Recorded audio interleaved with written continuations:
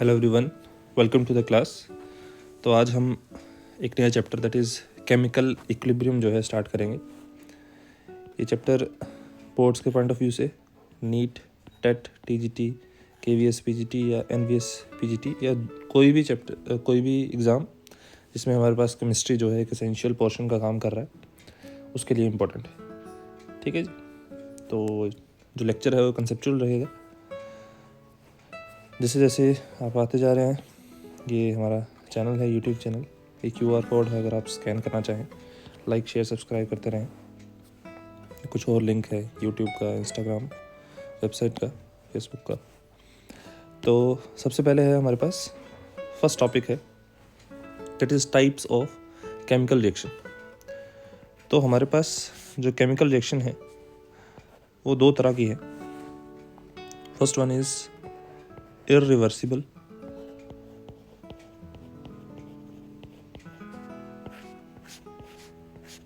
second one is reversible।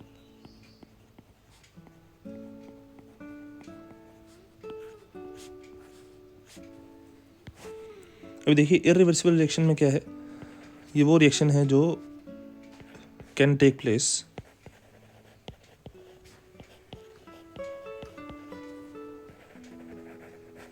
Only in one direction. सिर्फ एक ही direction में जो है रिएक्शन जा सकती है, उसको हम क्या बोलेंगे, इरिवर्सिबल है। जैसे मान लीजिए हमारे पास ए से फॉर्मेशन हो रही है बी की, ठीक है। उसके अलावा जो रिवर्सिबल रिएक्शन है, ये वो रिएक्शन है that can occur, that can take place और प्रोसीड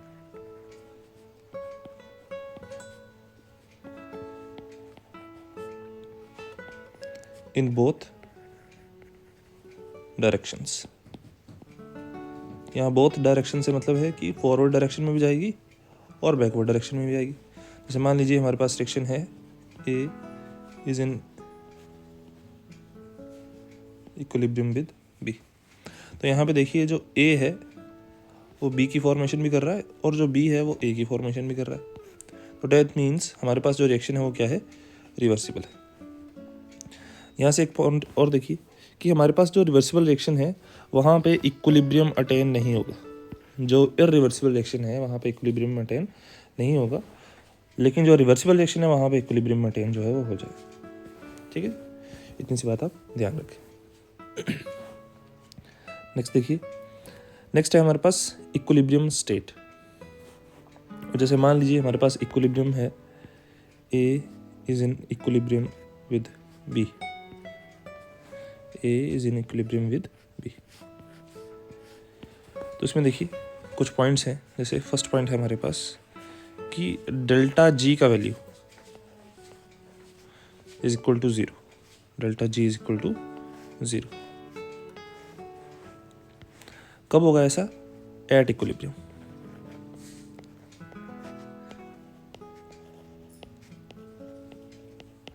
किसी भी रिएक्शन के लिए हमारे पास डेल्टा जी जो है वो 0 हो जाएगा जब रिएक्शन जो है इक्विलिब्रियम पे पहुंच जाएगी।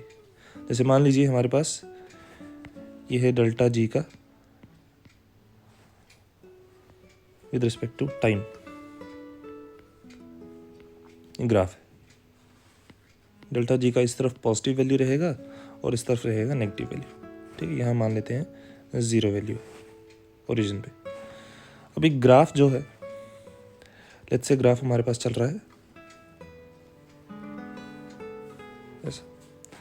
यहाँ पे रिएक्टेंट जो था वो ए है और यहाँ पे प्रोडक्ट जो है वो बी है। अभी हमारे पास डेल्टा जी का वैल्यू जब 0 रहेगा उस टाइम पे इक्विलिब्रियम आएगा। दैट मीन्स हमारे पास ये पॉइंट जो है, this is the point where delta G is equal to 0। ठीक है जी। तो हम बोल सकते हैं कि delta G is equal to 0 at this point बोल दो, या यहाँ पे ए और बी का स्पेसिफिक कंसंट्रेशन होगा।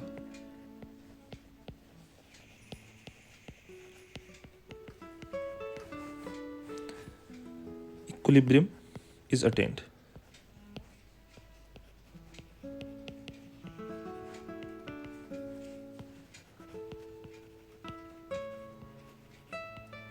ठीक है जी, एक चीज़ आप ये ध्यान रखें। नेक्स्ट देखिए, सेकंड पॉइंट है हमारे पास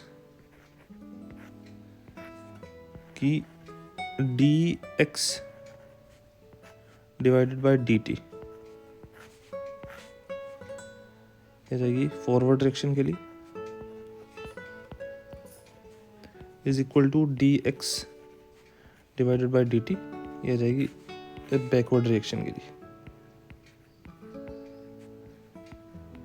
बोलने का मतलब है x क्या है बेसिकली, यहाँ पे x इज द कंसंट्रेशन।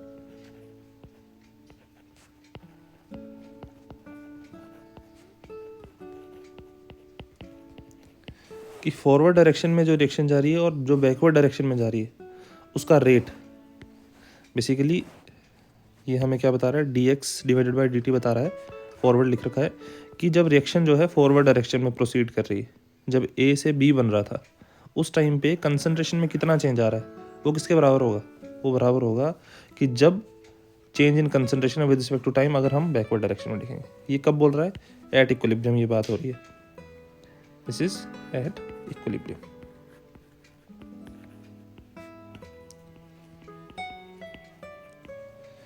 ठीक है जी, थर्ड पॉइंट देखिए, कंसंट्रेशन ऑफ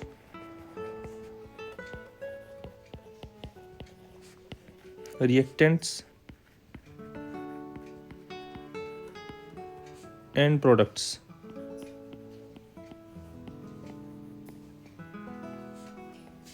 are unchanged कब, at equilibrium।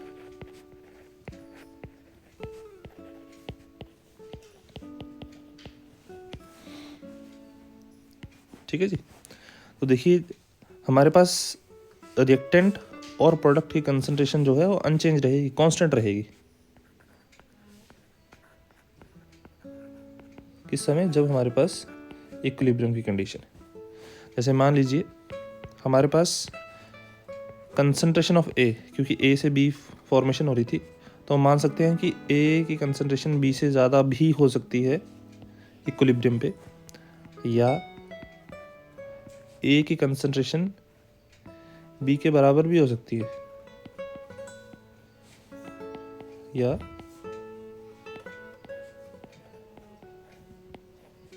ए की कंसंट्रेशन बी से कम भी हो सकती है। इन तीनों में से कोई भी केस जो है वो पॉसिबल, लेकिन कंडीशन क्या है, जो भी केस रहे फर्स्ट सेकंड या थर्ड, लेकिन रहे कांस्टेंट, कब, जब इक्विलिब्रियम। ठीक है, तीसरी बात आपने चौथी बात आपने ध्यान में रखनी है कि इक्विलिब्रियम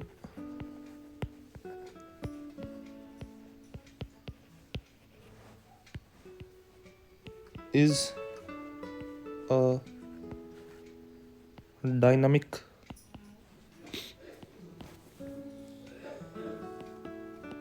स्टेट।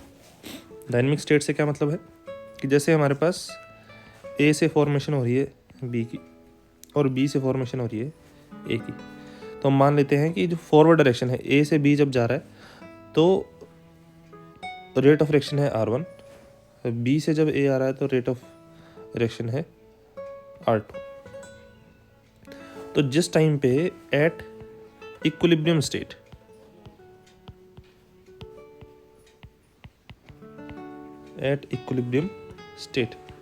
इक्विलिब्रियम स्टेट पे क्या होगा, जो R1 है that becomes equivalent to R2।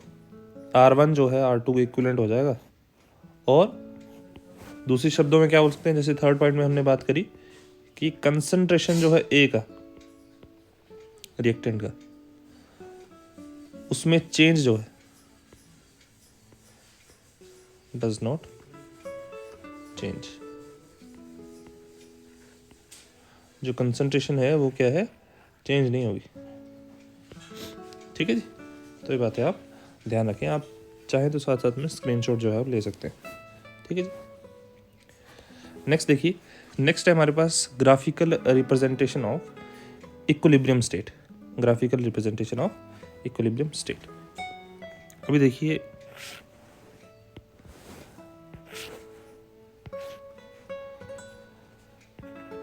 हम टाइम का ग्राफ प्लॉट करेंगे विद रिस्पेक्ट टू रेट।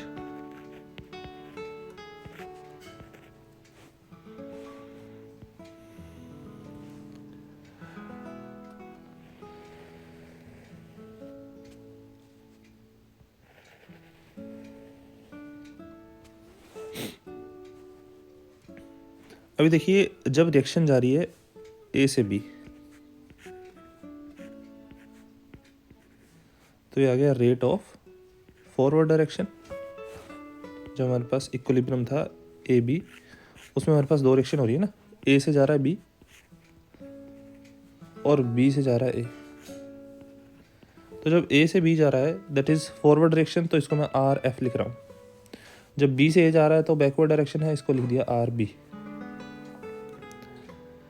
तो जो फॉरवर्ड डायरेक्शन में रिएक्शन जा रही है वो विद टाइम क्या है, उसकी रेट, उसका स्पीड जो है वो कम होता जाएगा। क्यों? क्योंकि अल्टीमेटली इक्विलिब्रियम स्टेट तभी आएगी।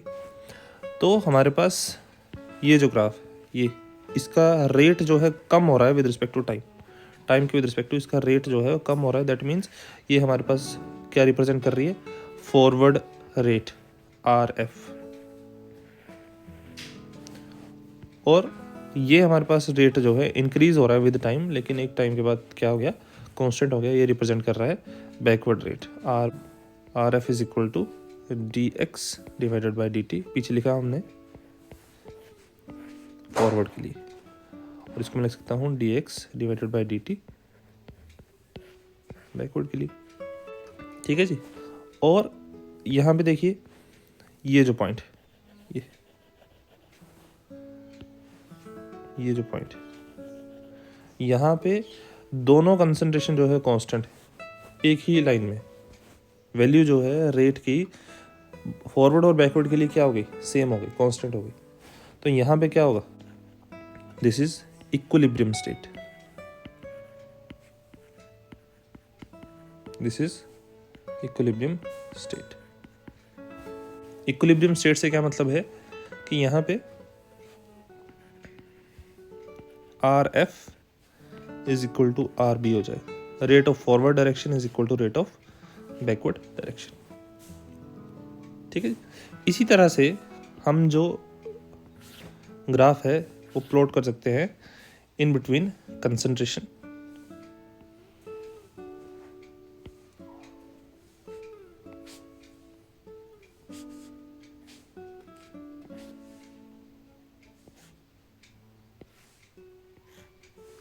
और टाइम के बीच में। दिस इज कंसंट्रेशन, ये आ गया टाइम, या कंसंट्रेशन, ये आ गया टाइम, ये आ गया कंसंट्रेशन, ये आ गया टाइम। अब देखिए ग्राफ, हमारे पास तीन तरह के ग्राफ बनेंगे।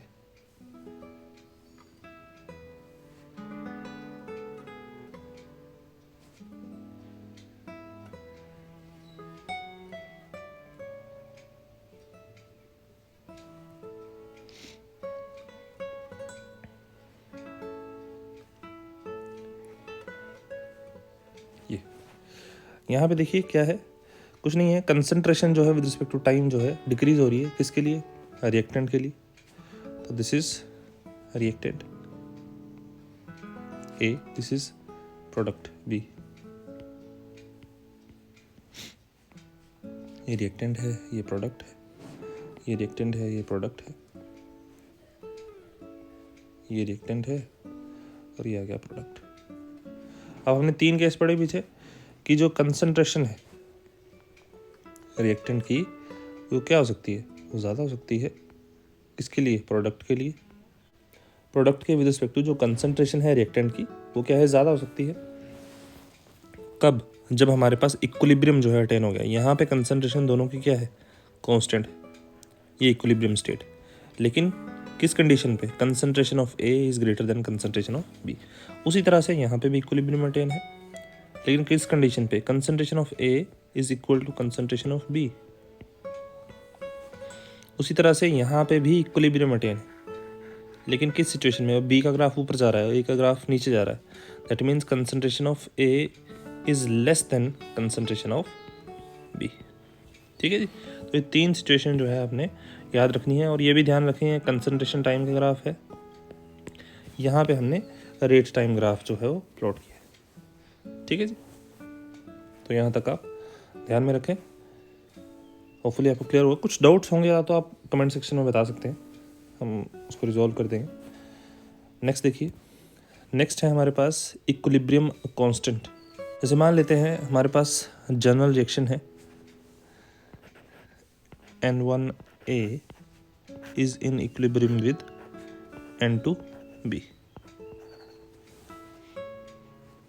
ठीक है जी। तो इसके लिए इक्विलिब्रियम कांस्टेंट कैसे आ जाएगा?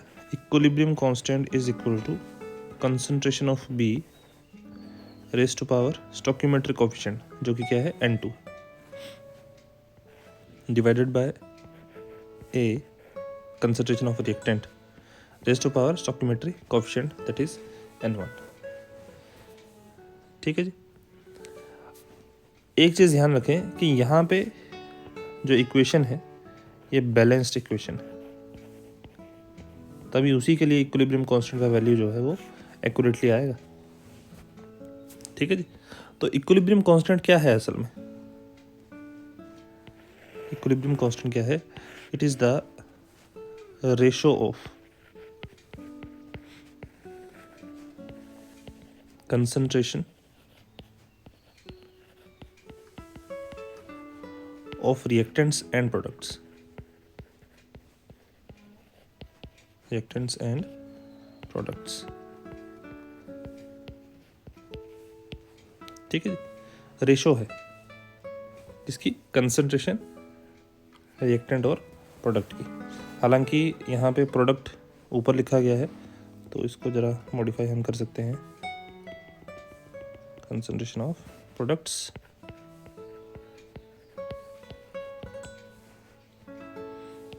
and reactants।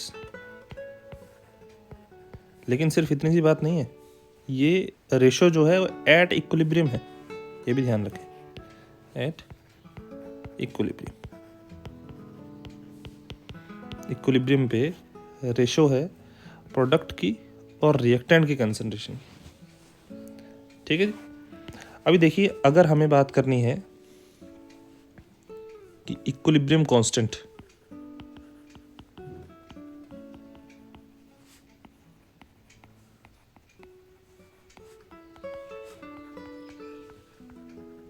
In terms of mole concentration,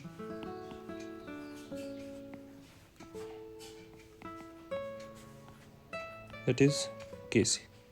तो उसको हम ऐसे लिखेंगे जैसे हमने यहाँ पे रिप्रेजेंटेशन करी है, सेम है, आ जाएगा Kc is equal to B raise to power stoichiometric coefficient, that is N2, divided by concentration of A raise to power stoichiometric coefficient, that is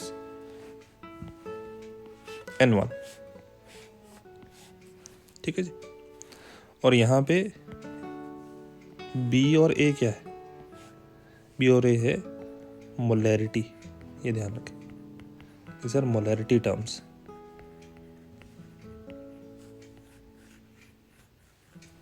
ठीक है जी। लेकिन अगर हमें इक्विलिब्रियम कांस्टेंट जो है, equilibrium constant in terms of partial pressure, partial pressure की terms में क्यों? क्योंकि हो सकता है हमारे पास रिएक्टेंट और प्रोडक्ट्स जो हैं वो गैसियस स्टेट में, तो उस सेंस में देखिए हम कैसे लिखेंगे, Kp is equal to, rather than writing the concentration, हम क्या है वहाँ प्रेशर कंपोनेंट लिख देंगे कि pressure of B raise to power stoichiometric coefficient N2 divided by pressure of A raise to power stoichiometric coefficient, that is N1। और PB और PA क्या है? These are partial pressures, these are partial pressures.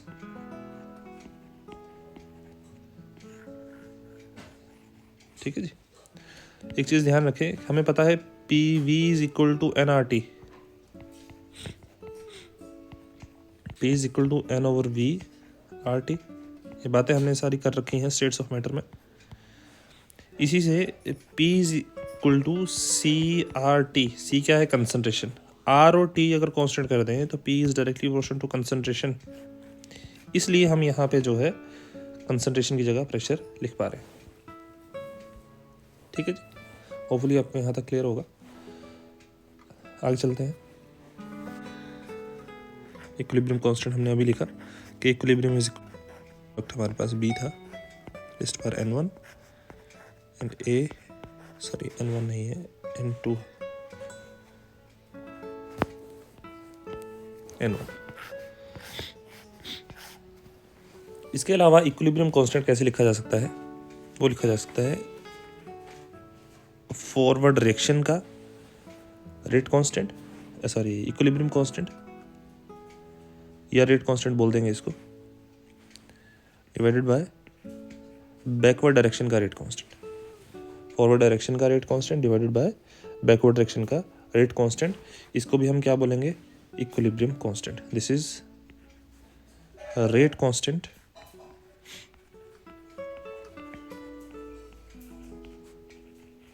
Of forward reaction. This is rate constant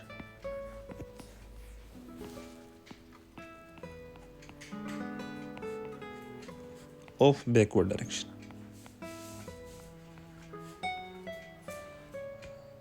Backward reaction.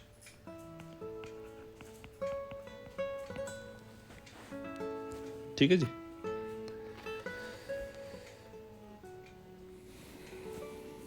इसके अलावा आप चीज़ ध्यान रखें कि हमारे पास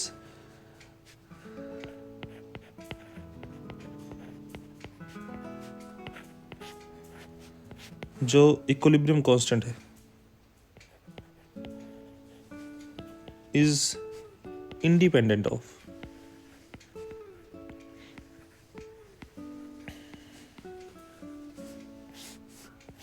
equilibrium constant is independent of, first है concentration of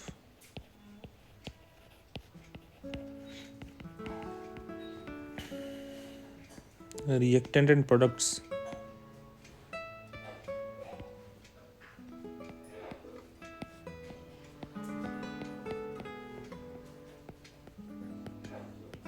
उसके अलावा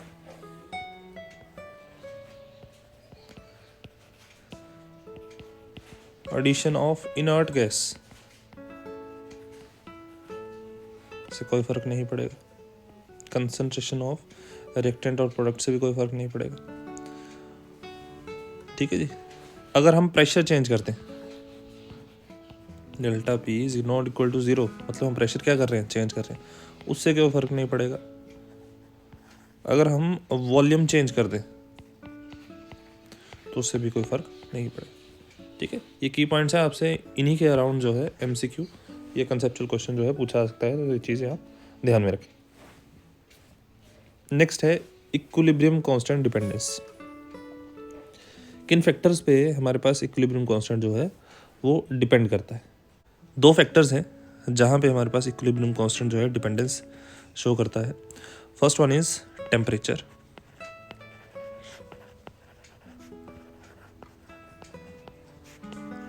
of reaction mixture. Second one is balance stoichiometric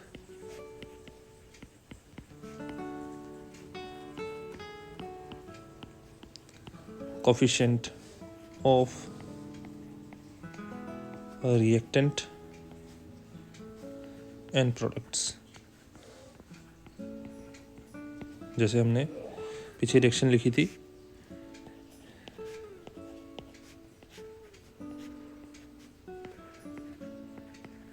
तो यहाँ पे स्टोइकियोमेट्रिक कोएफिशिएंट से क्या मतलब है, हम N1 N2 की बात कर रहे हैं, N1 N2 की,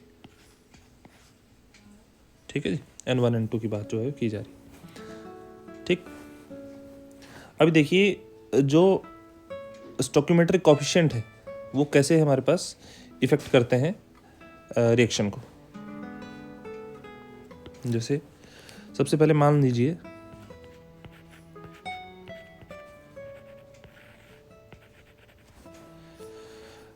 हमारे पास रिएक्शन थी, यही रिएक्शन है, जैसे मान लीजिए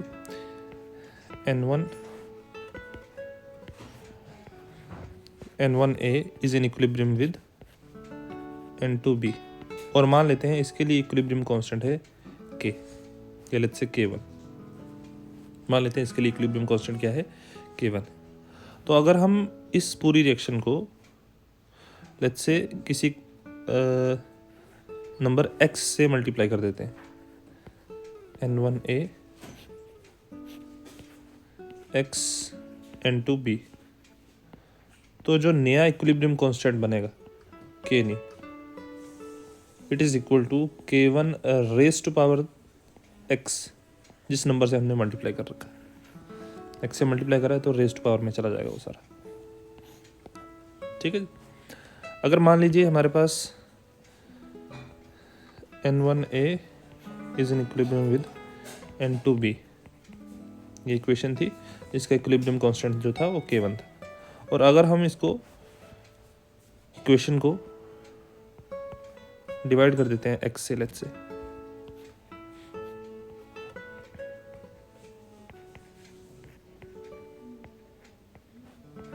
तो जो न्यू इक्विलिब्रियम कांस्टेंट है तो वो देखिए क्या है।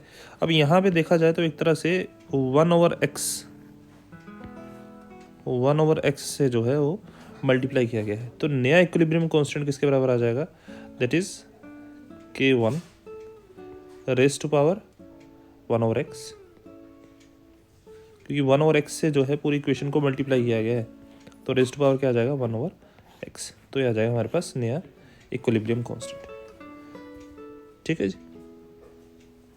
तो यहाँ पे x का वैल्यू जो है वो ग्रेटर देन 1 भी हो सकता है, लेस देन 1 भी हो सकता है, और इज इक्वल टू 1 भी हो सकता है, कोई भी वैल्यू चलेगी x की, और हमारे पास जो चेंज है इक्विलिब्रियम कांस्टेंट में ऐसे हो जाएगा, जो मैंने आपको ये रूल, फर्स्ट रूल जो है बता दिया, ठीक है।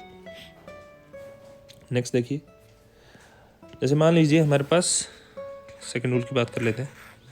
अगर इक्वेशन थी N1A is in equilibrium with N2B, और इसका इक्विलिब्रियम कांस्टेंट था लेट्स से K1। अब जो न्यू इक्वेशन है उसमें हमने क्या किया, उसको रिवर्स कर दिया, N2B is in equilibrium with N1A, तो हमारे पास नया इक्विलिब्रियम कांस्टेंट K न्यू जो है it is equal to 1/K1, it is equal to 1/K1, ठीक है जी। अगर हम बात करते हैं थर्ड रूल की, ठीक है, सिंपल है, इसको आप एक दो बार रिवाइज करेंगे तो आपको बिल्कुल ध्यान में रहेगा। जैसे मान लीजिए हमारे पास इक्वेशन है A is in equilibrium with B, जिसका इक्विलिब्रियम कांस्टेंट है K1, B is in equilibrium with C, equilibrium constant आ गया K2, C is in equilibrium with D, equilibrium constant आ गया K3, ठीक है जी। तो अगर मान लीजिए हमें पूछा है, या इसको हम डायरेक्टली कर लेते हैं, इन सभी को जब हम ऐड करेंगे इक्वेशंस को, तो B से B कैंसिल हो जाएगा, C से C कैंसिल हो जाएगा, बच जाएगा कि A is in equilibrium with D,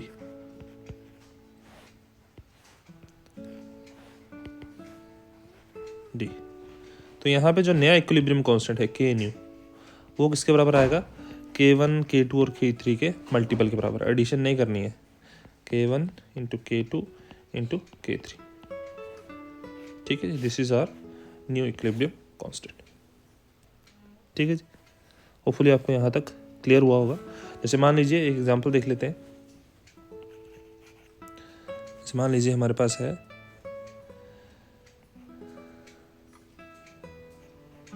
H2O2 is in equilibrium with H positive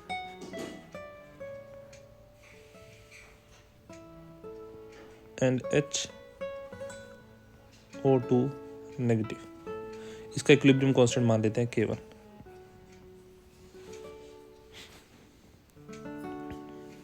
HO2 negative को दोबारा आ गया H positive plus O2 negative, मान लेते हैं इसका है K2। और हमें पूछा है H2O2 जो कि फॉर्मेशन कर रहा है 2H positive plus O2 negative की। तो इसका पूछा है इक्विलिब्रियम कांस्टेंट जो है वो बताइए क्या आएगा। तो देखिए यहाँ पे ये दोनों रिएक्शंस जो हैं, इन दोनों रिएक्शंस में जो है एडिशन हो रही है। तो यहाँ से ये स्पीशीज़ और ये स्पीशीज़ कैंसिल आउट हो जाएंगी क्योंकि ऑपोजिट साइड है। ये H पॉजिटिव ऐड हो जाएगा और ये प्रोडक्ट में आ जाएगा, ये रिएक्टेंट रहेगा। ठीक है, तो एक तरह से दोनों क्या है, एडिशन हो रही है। तो K1 इंटू K2 जो है वो हमारे पास नया इक्विलिब्रियम कांस्टेंट होगा। ठीक है जी, होपफुली आपको यहाँ तक क्लियर होगा।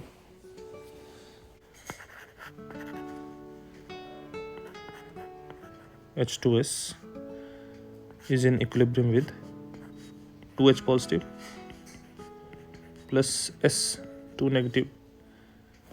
इसका इक्विलिब्रियम कांस्टेंट है K1। HS negative is in equilibrium with H positive plus S2 negative. इसका इक्विलिब्रियम कांस्टेंट है K2। और पूछा है H2S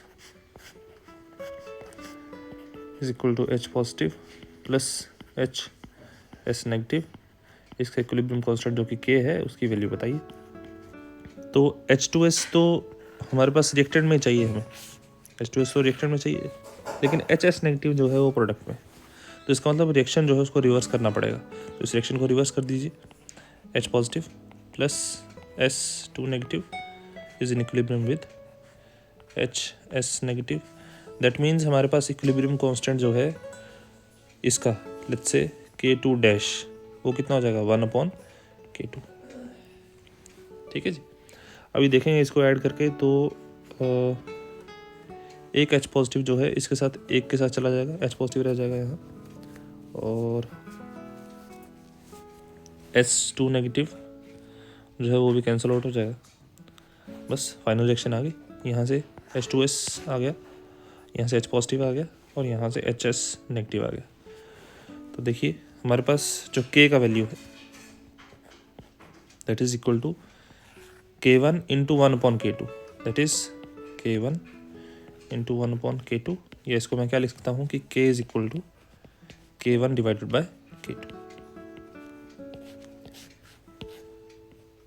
ठीक है जी, होपफुली आपको कुछ क्लैरिटी हुई होगी। एक क्वेश्चन है CBSE AIPMT 2015 में आया है क्वेश्चन। देखिए क्वेश्चन में क्या बोल रखा है, if the equilibrium constant of the reaction is for the reaction N2O2 2NO is K, the equilibrium constant for the reaction half N2 half O2 and NO will be। अभी देखिए जो equation है N2 plus O2 is in equilibrium with 2NO,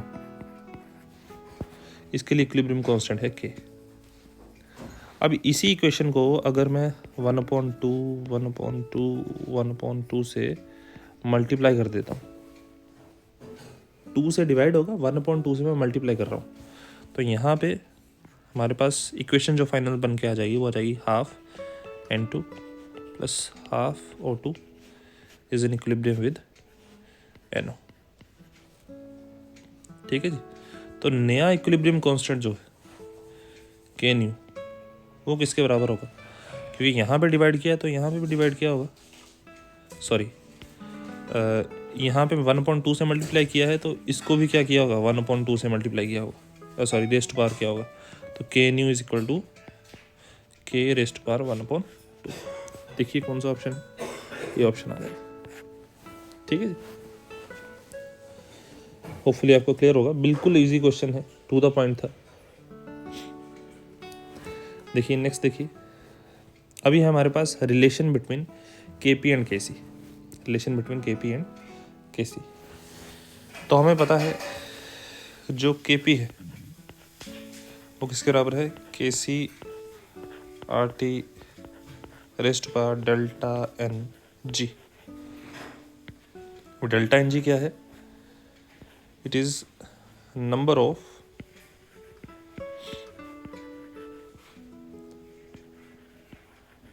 moles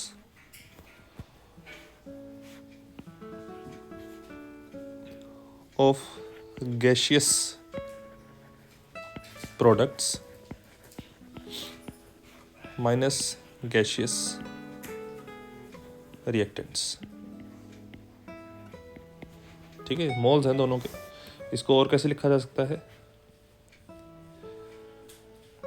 product जो कि gaseous है उसके mole minus, इसको ऐसे लिख देते हैं NP जो कि गैसियस है माइनस NR जो कि गैसियस है। तो क्योंकि यहाँ पे नंबर ऑफ मोल्स प्रोडक्ट के और रिएक्टेंट के हम लिख रहे हैं, तो यहाँ पे एक कंडीशन एसेंशियल बन जाती है कि reaction has to be balanced. Reaction जो है वो पहले से बैलेंस होनी चाहिए, हैज़ टू बी बैलेंस्ड,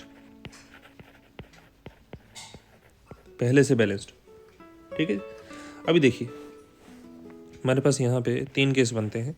सबसे पहले कि delta N G is equal to 0, number of moles जो हैं वो क्या हो, इक्वलेंट हो। अगर डेल्टा एन जी 0 हो गया तो इस इक्वेशन में देखिए के पी किसके बराबर हो जाएगा, के पी इज इक्वल टू के सी। जितने गैसियस प्रोडक्ट हैं उतने ही गैसियस रिएक्टेंट हैं। सेकेंड केस देखिए,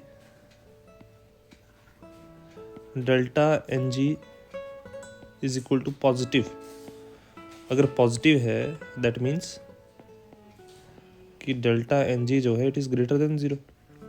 अगर ग्रेटर देन 0 है तो आर टी का वैल्यू जो है that is also greater than 1। अगर आर टी का वैल्यू ग्रेटर देन 1 है दैट मीन्स जो के पी है it is greater than K सी, के P is greater than K C. Third case देखिए, delta N G is negative. Delta N G negative है that means delta N G is less than 0। Less than 0 है that means R T is also less than 1। R T अगर less than 1 है that means K P is less than K C. ठीक है, तो ये relation जो है आपने ध्यान में रखना। एक बात जिस पे आपका फोकस होना चाहिए कि रिएक्शन जो है that has to be balanced. दूसरी बात, number of moles of product में से रिएक्टेंट माइनस करना है, रिएक्टेंट में से प्रोडक्ट माइनस ना कर दें, प्रोडक्ट माइनस रिएक्टेंट। ठीक है, उसके अलावा मैथमेटिकल पॉइंट ऑफ व्यू से आपको डेल्टा एन जी का वैल्यू अगर 0 है तो के पी इक्वल टू के सी आ जाएगा। अगर greater than 0 that is positive value है तो के P is greater than K सी आ जाएगा। अगर लेस देन 0 है दैट इज नेगेटिव वैल्यू है तो के P is less than K सी आ जाएगा। ठीक है जी, ये नोट डाउन कर लें आप। नेक्स्ट है हमारे पास डायरेक्शन ऑफ इक्विलिब्रियम रिएक्शन। ठीक है जी, यहाँ से जो है हम नेक्स्ट लेक्चर में कंटिन्यू करेंगे। यहाँ तक आप रिवाइज करें, कुछ डाउट्स है तो बताएं। मिलते हैं नेक्स्ट लेक्चर में। Thank you.